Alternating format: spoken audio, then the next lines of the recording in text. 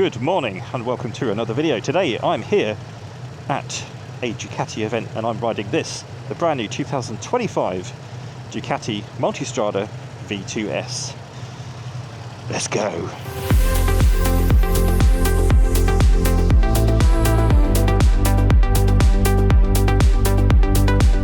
So this is an all new bike for 2025.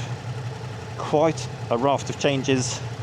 Brand new engine, brand new frame, updated looks, some Brembo monoblocks, brand new 90-degree V-twin 890cc engine. It looks quite smart in this lovely green colour.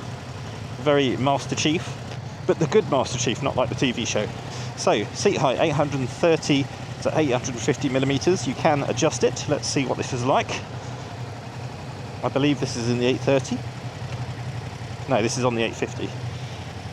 I'm on the balls of my feet, can't quite flat foot it, but you know, nice commanding riding position. Does sound quite good. So yeah, this should be a fun ride. We've got about, I don't know what's the time now, we've got about 2 hours on this, and then we're going to swap over later and I'll be on the V4 Multistrada. So if you want to see that, don't forget to hit that subscribe button. Oh, we have that's quite nice, that's easy to do. Adjustable windscreen there. I think it's a 19 litre fuel tank.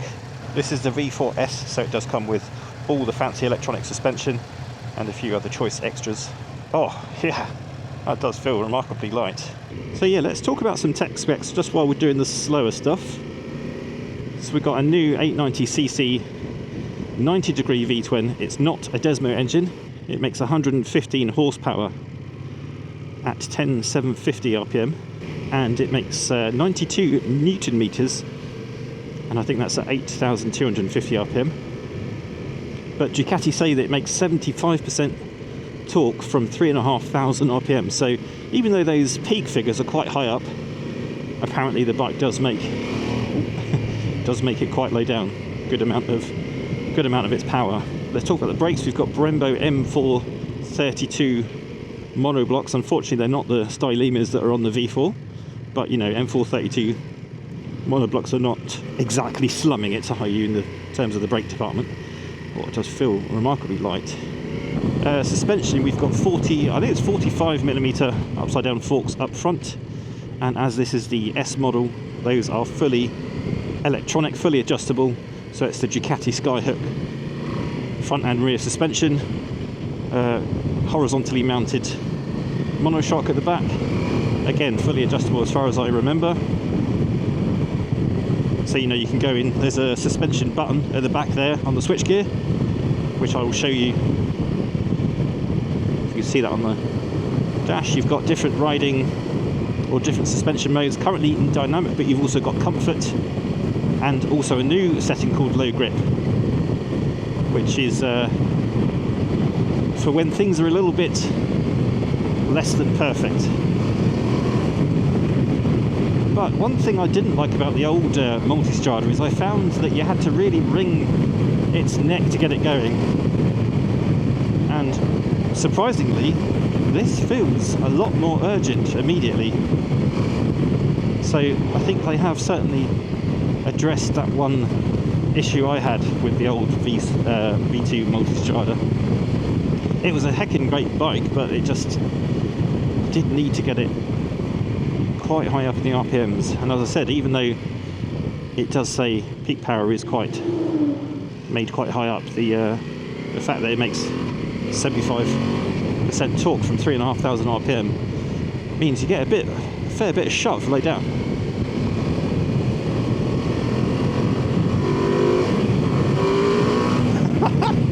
Yeah, that's fun. So this also comes with a whole suite of electronics, as you can imagine.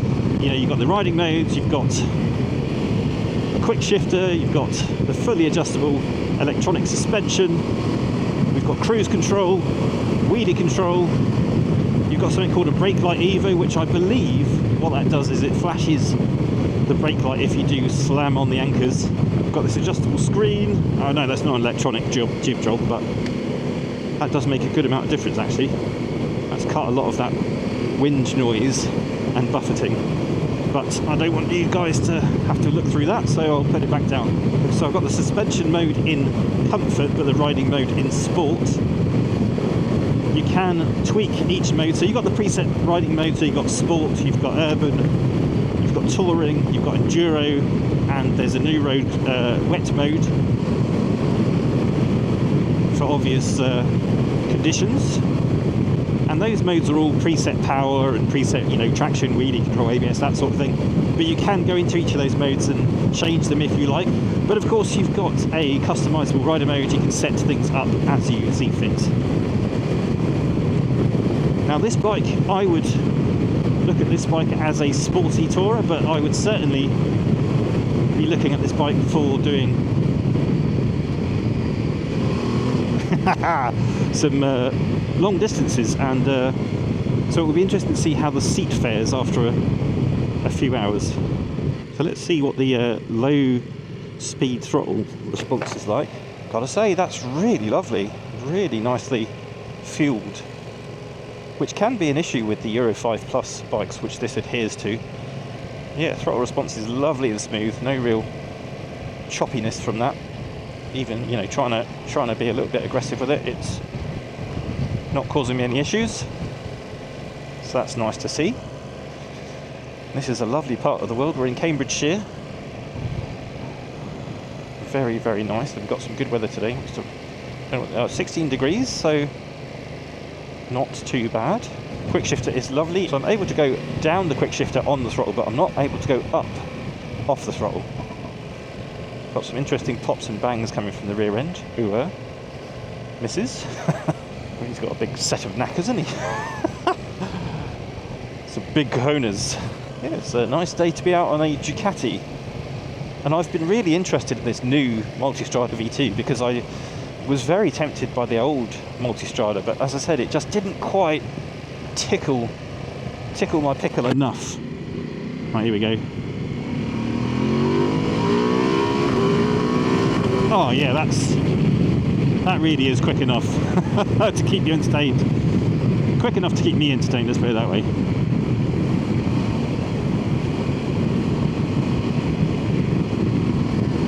So as it's in the dynamic suspension mode, it's just all the sensors are working together to give me a good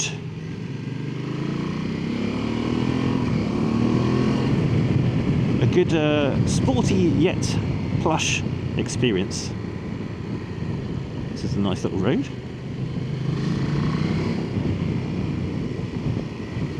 Tyres, I think we've got Pirelli Scorpion Trail 2 or Rally 2s. They are obviously road biased tyres. We've got a 19-inch front wheel, so it's not going to be the most agile. It's not going to be as agile as a 17-inch front. We've got a 17-inch rear. And this V2S does come with forged wheels, I believe, which saves you around about 2 kilos. So let's talk about some chassis specs then. We've got a seat height adjustable between 830 and 850. You can get a high skeet. You can get a high skeet or a low skeet. You know what I mean. And you can also get a lowering kit. So with the lowering kit and the lower seat, that takes it down to 795, but those are optional extras.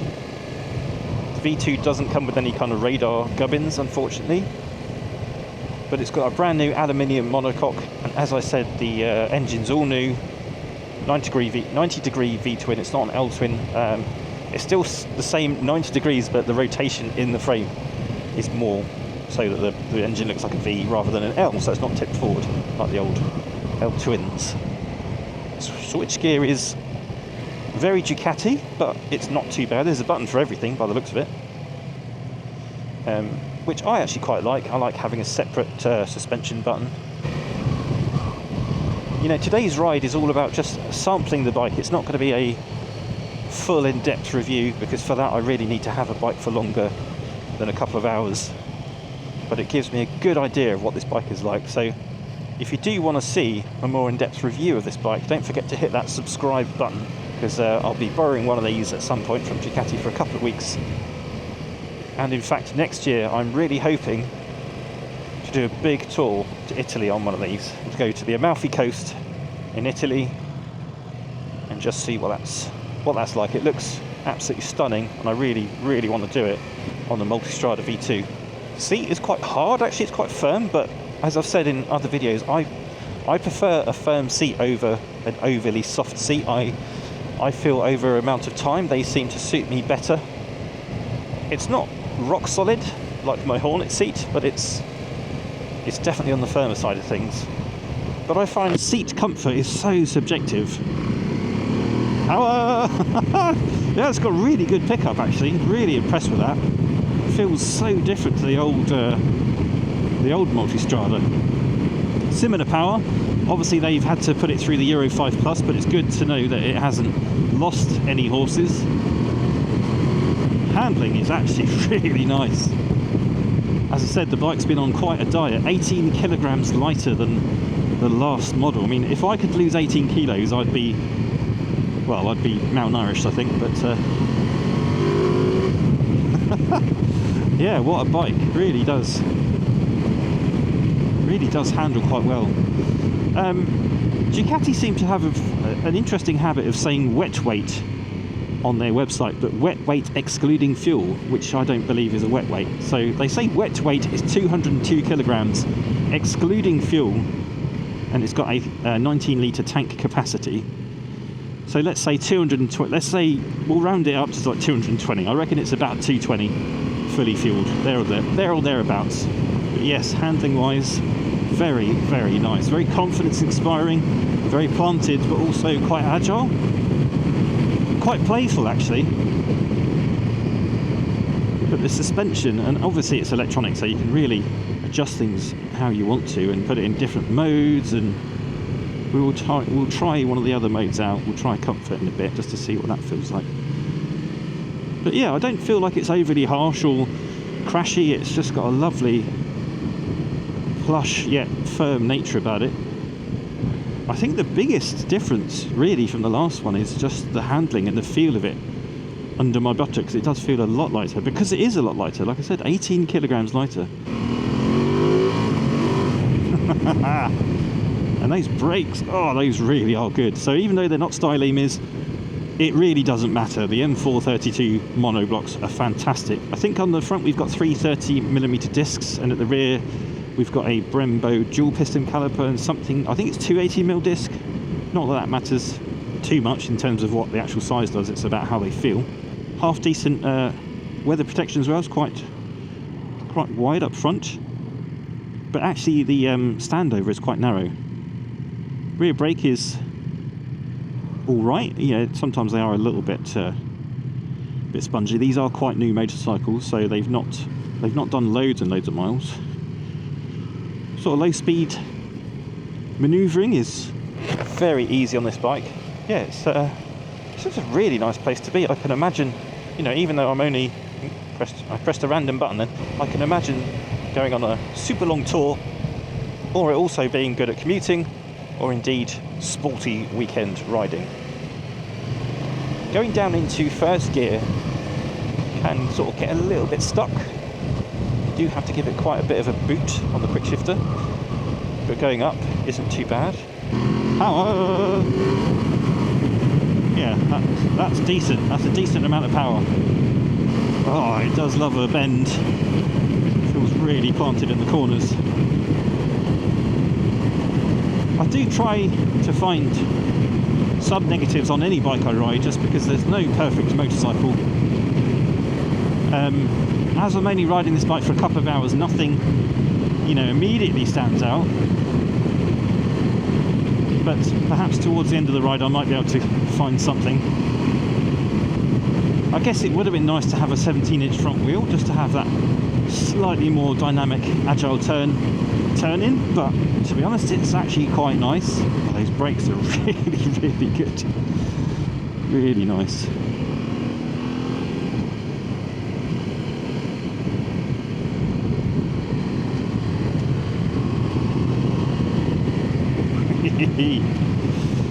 Yeah, I'm enjoying this. I'm enjoying this a lot, which doesn't bode well. Because my biggest complaint about the old Multistrada V2, I thought it was a beautiful bike, I loved it, but my biggest issue with it was just, I felt like you really had to get the revs up to get the most out of it, whereas this feels so much, to me it feels punchier low down.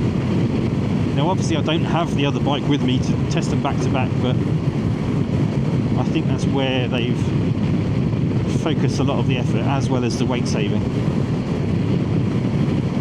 Price wise, I forget, I think the fully spec'd version of this bike with the panniers and stuff is around about £19,000 or £20,000, so you know, it's not super cheap, but I don't think that's a surprise for anybody looking at a premium Ducati. The build quality is absolutely phenomenal. Even things like, you know, they've got this raised Multistrada logo on the bars here. Ducati do build quality very well.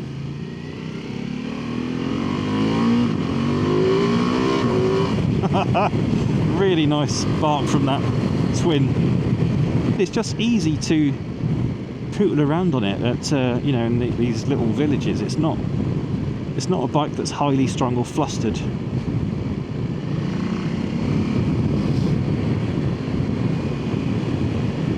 It just seems to be quite manageable, which I like, because it means, you know, on a longer day it's going to be easy to ride. It's not going to sap your energy or make you feel fatigued. I always think a good touring bike is one that makes things easy for the rider, whether it's the comfort or the handling. Super low RPM change at the quick shifter, lovely and smooth. I'm loving this, absolutely loving this. Can I see a Ducati in my future? Yes, I can, for sure. For sure. Never owned a Ducati, I would like to. And I feel like this is probably the sort of bike I'd like to own, because it's a bike that's just a little bit more diverse in its usability. It's not just going to be a weekend hoon bike, you know. And 115 horsepower really is enough power for the road. I know I also own a Honda Hornet with 150 horsepower, but you know, I'm never going to get the most out of that bike. Never in a million years. Oh, look at this beautiful countryside. It's very flat, but it's also actually quite pretty.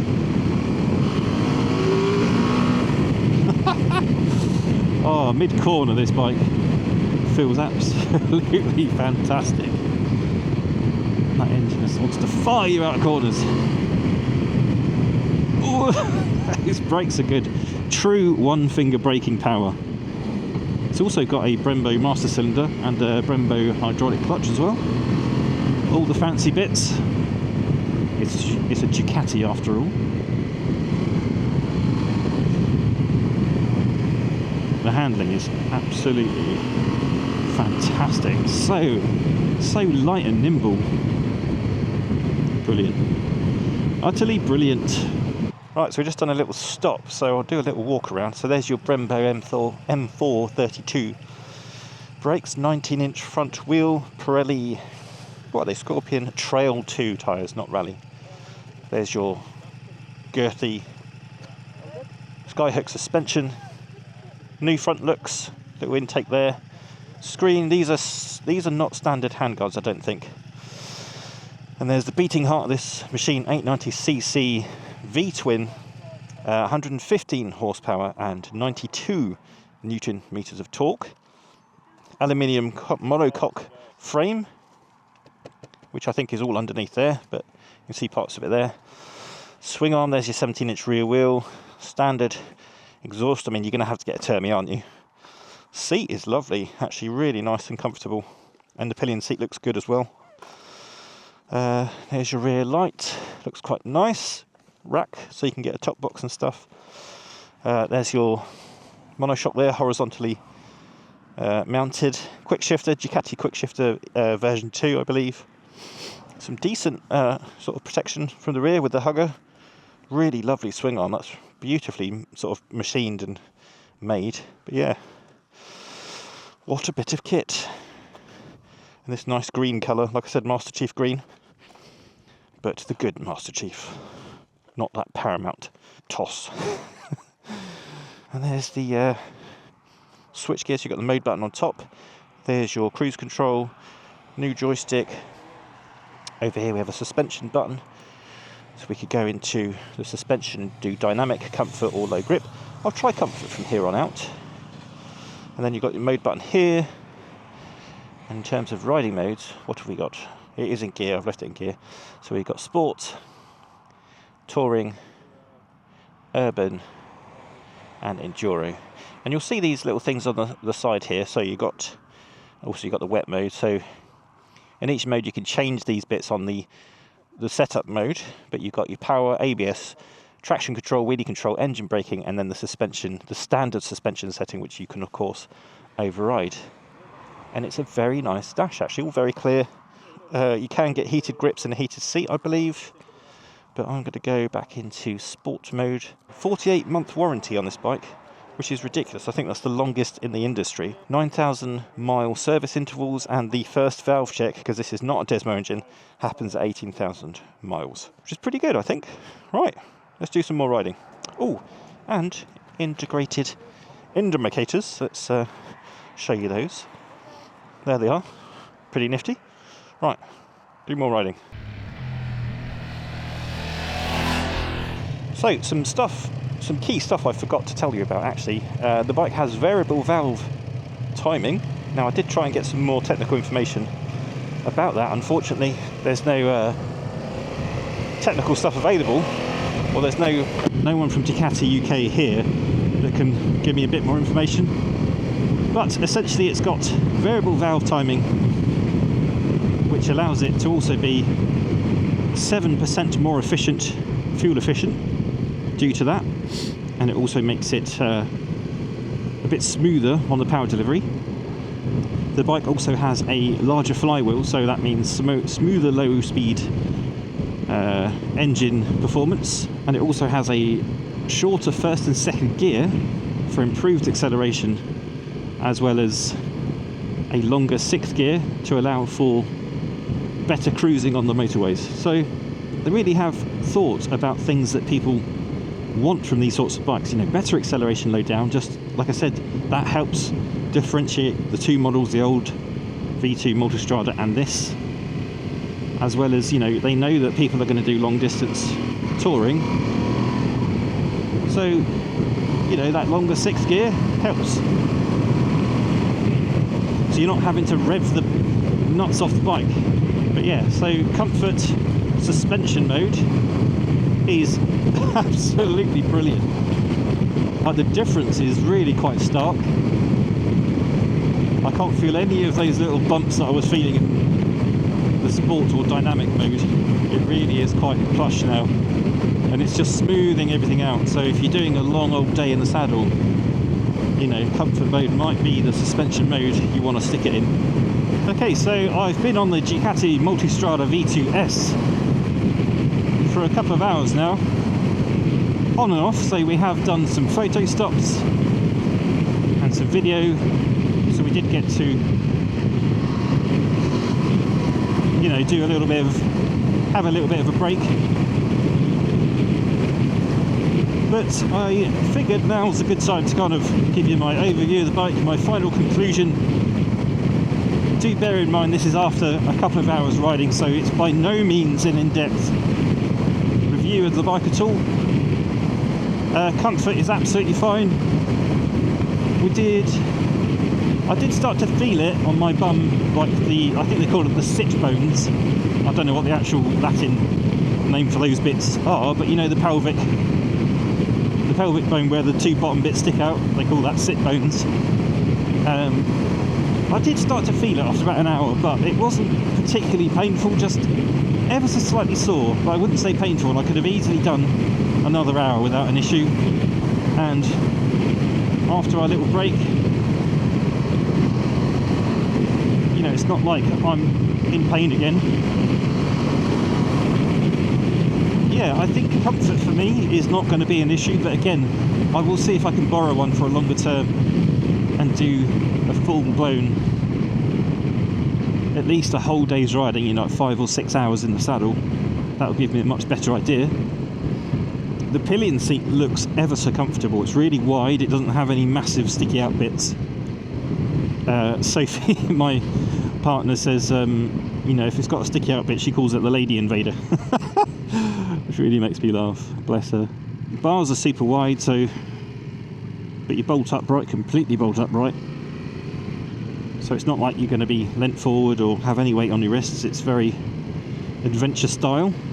Knees are, yeah, my left knee usually hurts, but no issues at all on this bike.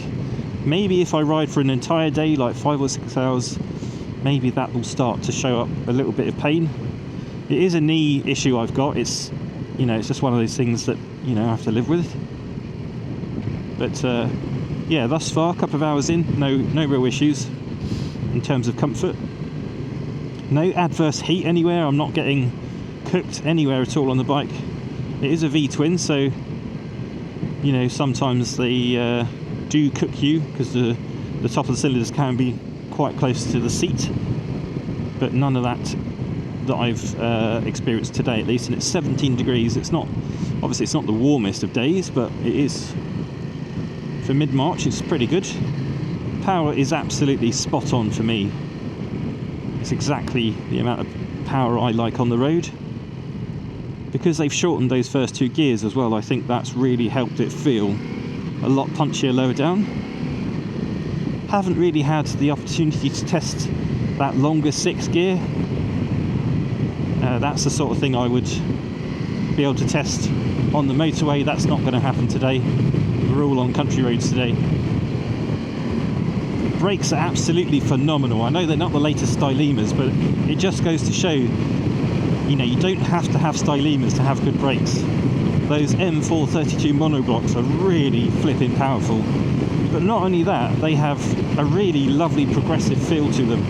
And you can literally stop yourself on a dime with one finger. It's absolutely brilliant. It's got a Brembo radial master cylinder as well, so yeah, that all helps it give you a nice crisp braking feel. Rear brake isn't too bad. Gear changes are fairly good, fairly slick. Clutch is actually fairly light for a hydraulic clutch. Some of them are really heavy, but this is not too bad.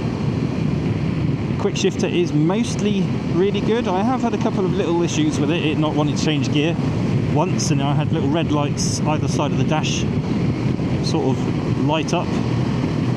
Not quite sure what that was about, but I literally just came off the throttle, back on it again, and it was fine. It only did that once actually, but yeah, I just want to kind of report the things that I find while I'm riding.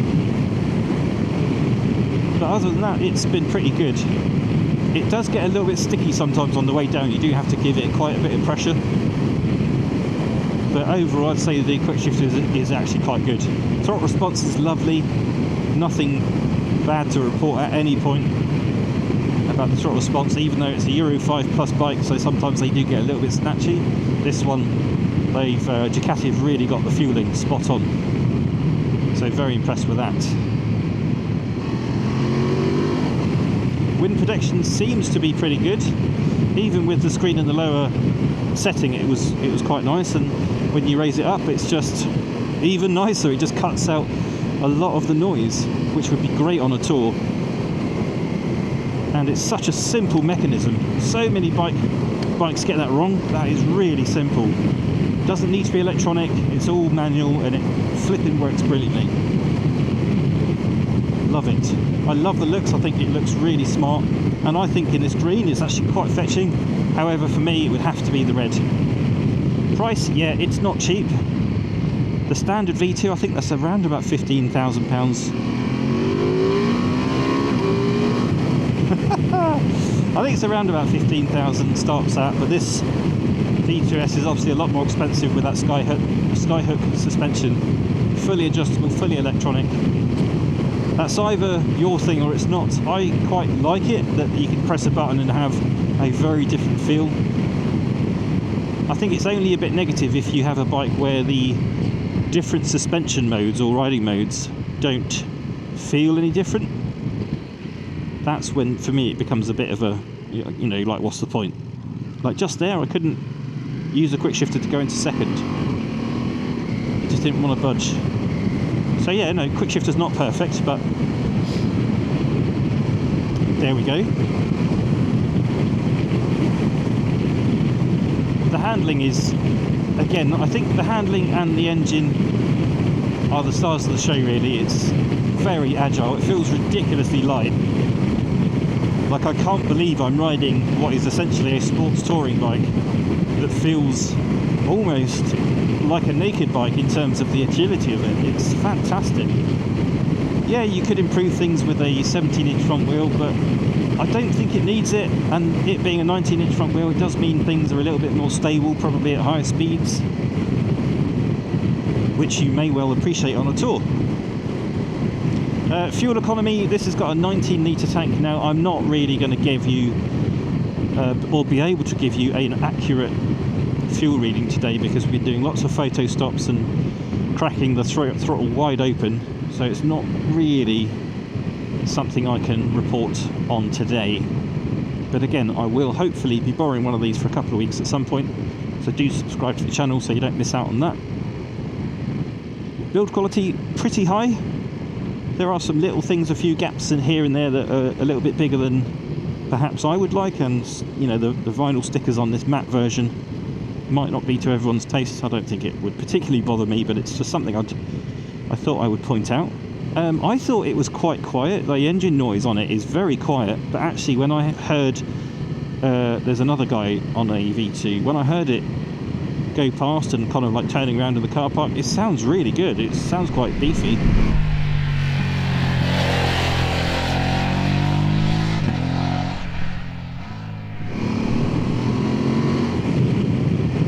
So, you know, you don't have to get an aftermarket can. I mean, I probably still would.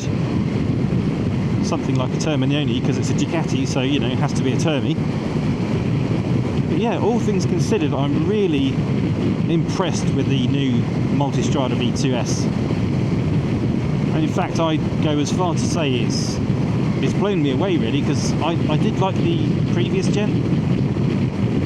But this seems to just upped everything like 2 or 3 notches in terms of agility, how it feels powering it through or powering it out of a corner.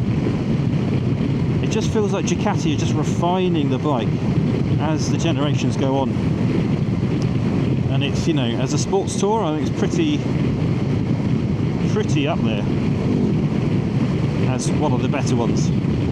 Yeah, it's not cheap, it isn't, but it's a Ducati. Yeah, as I said, I've been very impressed with this bike, and I cannot wait to test one again. And next year I'm going to be riding to the Amalfi Coast or Switzerland, or both, I don't know yet, and I'm really hoping I can do it on a Multistrada V2S with some of the sort of panniers that they offer. I think that would be an awesome bike to do it on, because not only is it comfortable, but once you get to the nice twisty bits, this bike is very fun to ride. So that's just about it from me. Thank you so much for watching this video. If you do go out today, do ride safely, but remember to have fun, of course, otherwise what's the point? And until next time, you take care and peace. I am out of here. Time for some lunch. Lunch? Loach. Launch.